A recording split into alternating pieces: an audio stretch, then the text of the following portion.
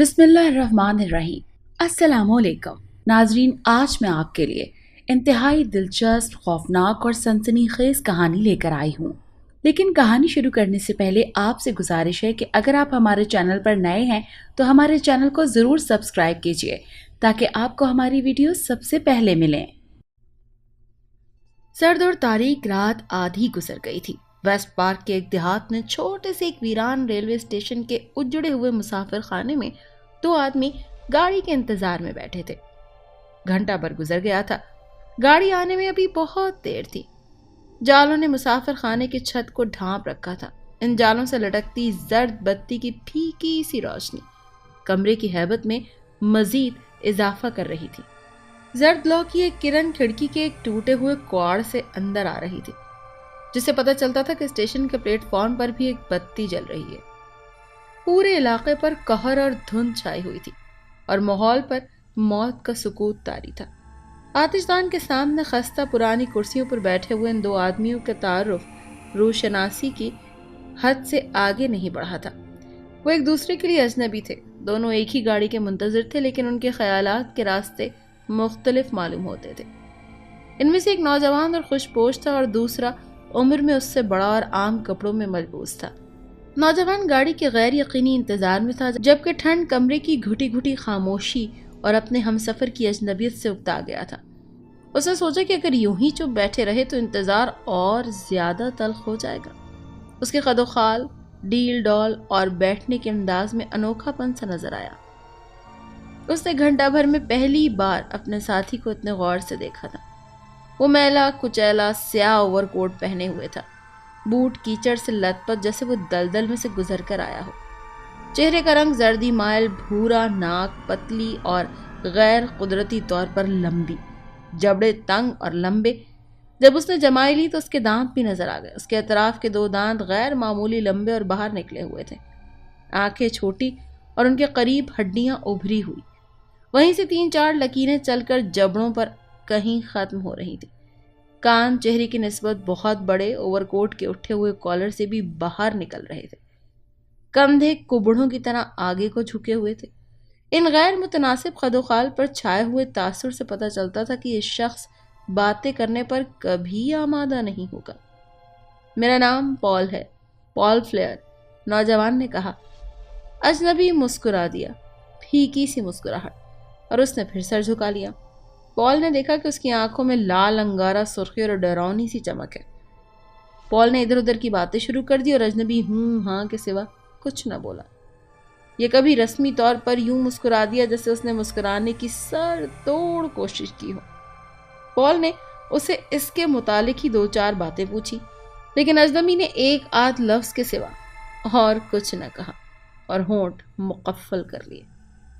आपका मशगला क्या है? पॉल ने पूछा। शिकार, अजनबी ने कहा और नजरें झुका ली। फिर अपने आप से बातें करने के लहजे में बोला, मैं यहाँ शिकार खेलने आया हूँ। फिर तो आपने लॉर्ड फेयर के शिकारी कुत्तों से मुतालिक सुना होगा, पॉल ने कहा। उनके कुत्ते दूर दूर तक मशहूर हैं। मैं जानता हूँ, अजनबी ने कहा। लॉर्ड फेयर मेरे चचा हैं, पॉल ने फखरिया लहजे में कहा। अजनबी ने पहली बार पॉल को नजर भर कर देखा और मुस्कुराकर सर को अजीब सी जुम्बिश दी। पॉल के इस बदले हुए तासुर को वो ना समझ सका। कमरे में फिर सुकूत तारी हो गया।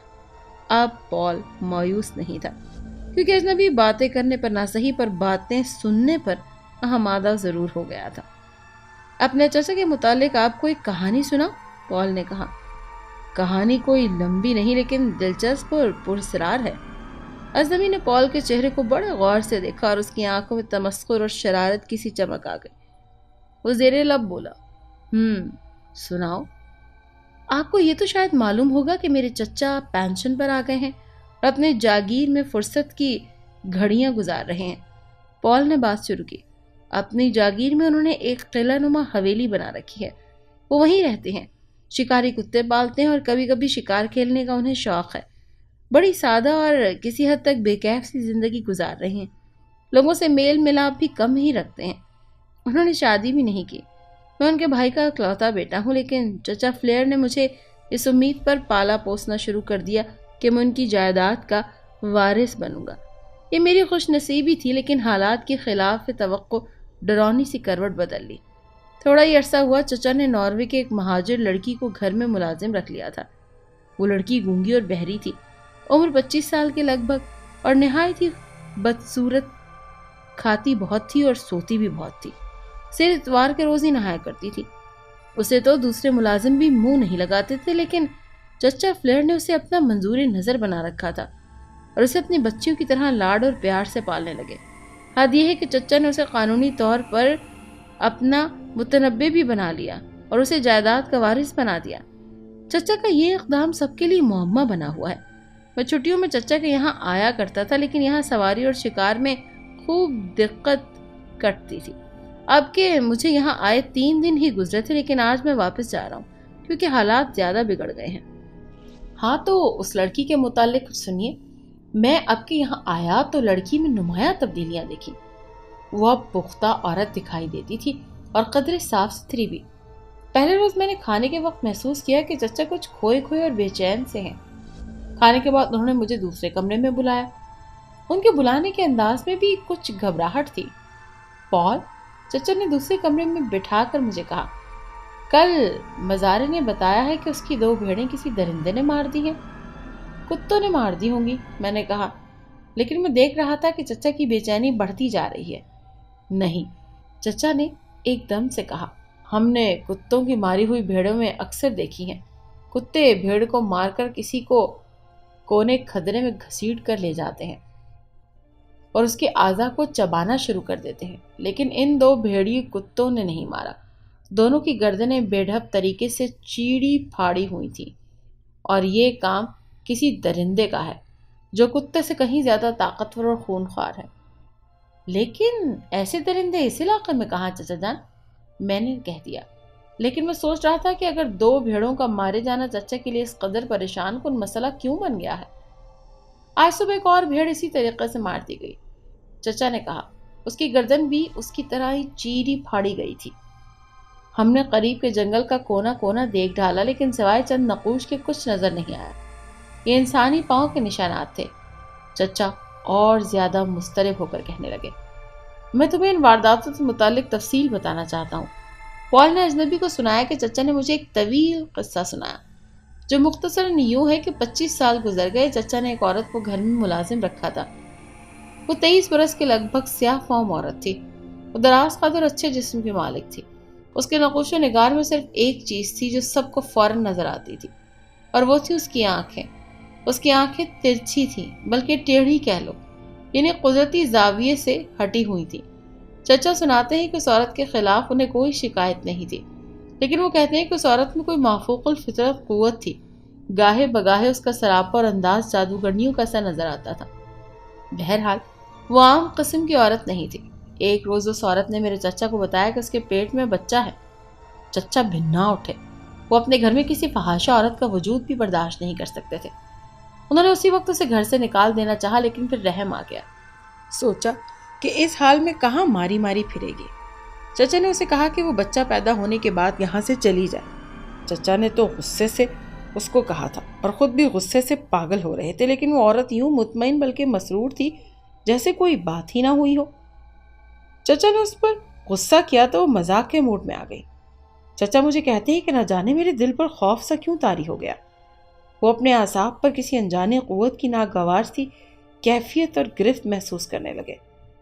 انہوں نے اسے گلو خلاصی کرنے کے لیے کہہ دیا کہ وہ الگ کمرے میں رہے اور آئندہ نہ ان کے سامنے آئے اور نہ گھر کے کسی کام کو ہاتھ لگائے۔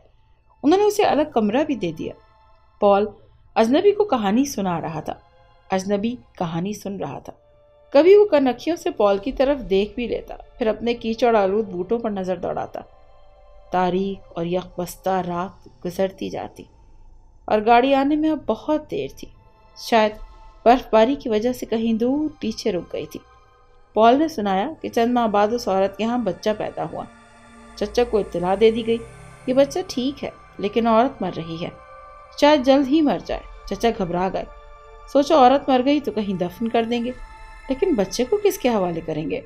وہ بھاگتے ہوئے عورت کے کمرے میں گئے۔ دیکھا عورت بڑبڑا رہی تھی جیسے غشی میں بول رہی ہو۔ سمجھ نہیں آتی تھی کہ وہ کہہ کیا رہی ہے۔ جب چچا اس کے قریب جا کر رکے تو عورت نے انہیں آنکھیں کھول کر دیکھا اور چپ ہو گئی۔ اس نے لیٹے لیٹے اپنے پہلو سے بچے کو اٹھایا اور میرے چچا سے کہنے لگی، یہ تمہاری جائیداد کا وارث ہوگا۔ اس نے چچا کو گہری نظروں سے دیکھتے ہوئے کہا، میں نے اسے اچھی طرح ذہن نشین کر لیا کہ اسے کیا کرنا ہے۔ یہ میرا اچھا بیٹا ثابت ہوگا اور اپنا موروثی حق بھی کبھی نہیں چھوڑے گا۔ عورت کی آواز نزع کی کیفیت میں دبنے لگی، لیکن آواز صاف تھی۔ وہ کہہ رہی تھی کہ جو کوئی اس بچے کو وراثت کے حق سے محروم کرنے کی کوشش کرے گا وہ زندہ نہیں رہے گا۔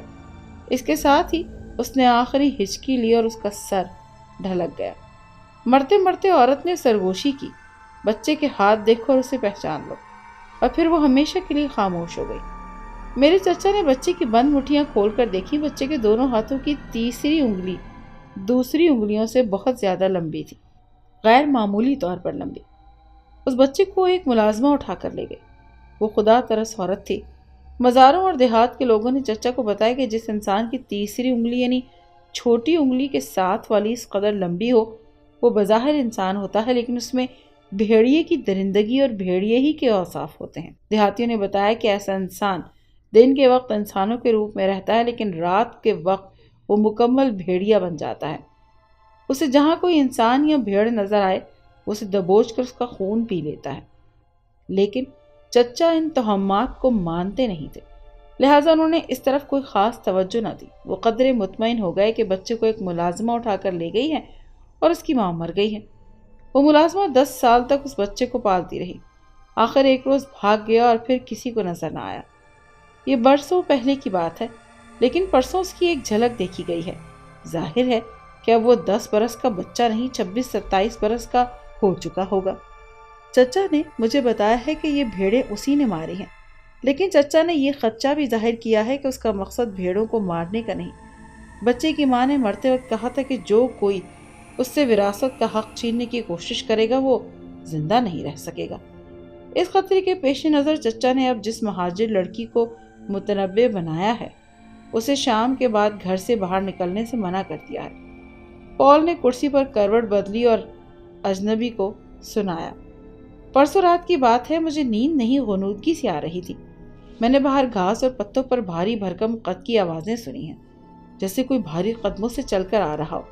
ساتھ ہی بھیڑیے کی چیخیں بھی سنائی دی۔ میں چونکا، لیکن خیال آیا کہ شاید یہ خواب کی آواز تھی۔ پھر میں سو گیا۔ صبح اٹھ کر باہر نکلا تو پتہ چلا کہ رات ایک اور بھیڑ ماری گئی ہے۔ اس کی گردن بھی پہلی بھیڑوں کی طرح بری طرح چیر پھاڑ کی ہوئی تھی۔ چوکیدار کہتے ہیں کہ وہ رات بھر چوکنے رہے مگر پھر بھی بھیڑ ماری گئی۔ ناشتے کے بعد ہم نے فیصلہ کیا کہ اس خونخوار درندے کا بہرحال کھوج تو لگایا جائے۔ چنانچہ ہم 30 آدمیوں کو کچھ گھوڑوں پر کچھ پیادہ ساتھ لے کر جنگل میں پھیل گئے۔ کتوں نے بھی ہمارا بھرپور ساتھ دیا تو چچا کچھ زیادہ ہی پریشان ہو گئے، کیونکہ جب ہم واپس آئے تو ہمیں بالکل بھی کامیابی نہ ملی۔ باقی آدمی دوسرے راستوں سے اپنے اپنے گھروں کو چلے گئے اور چچا ایک تنگ سے جنگلی راستے پر چل پڑے۔ شام کا دھندلکا پھیلنے لگا۔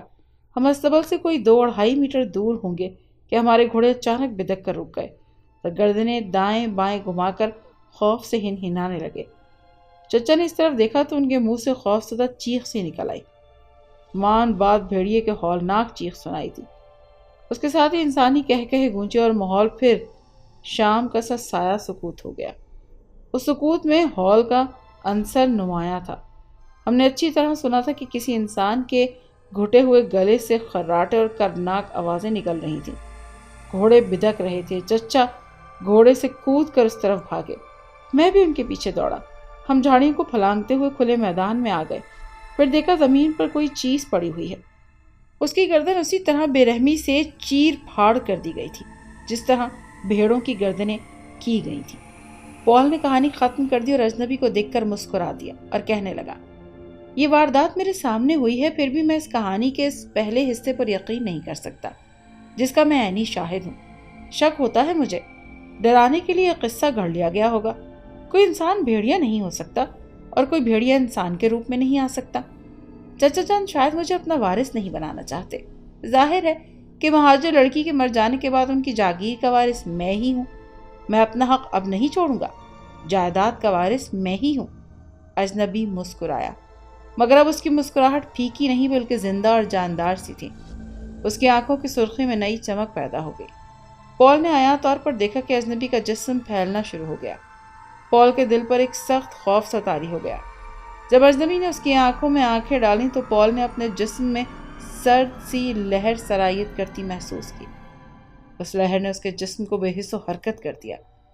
اجنبی کی مسکراہٹ خندہ دندہ نما بل گئی۔ پال کا جسم لرزنے لگا اور زبان کند ہو گئی۔ اجنبی کے 2 دانت باہر نکل آئے، ہونٹ کھل گئے اور ہونٹوں کے کونوں سے رال کی دھار نکل آئی۔ دوسرے ہی لمحے اجنبی بھیڑیا بن گیا۔ وہ اٹھ کھڑا ہوا۔ اس نے اوور کوٹ کی جیب سے ہاتھ نکال کر پال کی طرف بڑھایا تو پال کے رونگٹے کھڑے ہو گئے۔ اس نے دیکھا کہ اجنبی کے ہاتھ کی تیسری انگلی بہت لمبی ہے اور اس کی انگلیوں کے ناخن لمبے ہوتے جا رہے ہیں۔ گاڑی آنے میں بھی دیر تھی۔ رات کی یک بستہ سناٹے میں بھیڑیے کی ہولناک چیخ اور اس کے ساتھ ساتھ دبے دبے انسانی خراٹے سنائی دیے اور رات پھر خاموش ہو گئی۔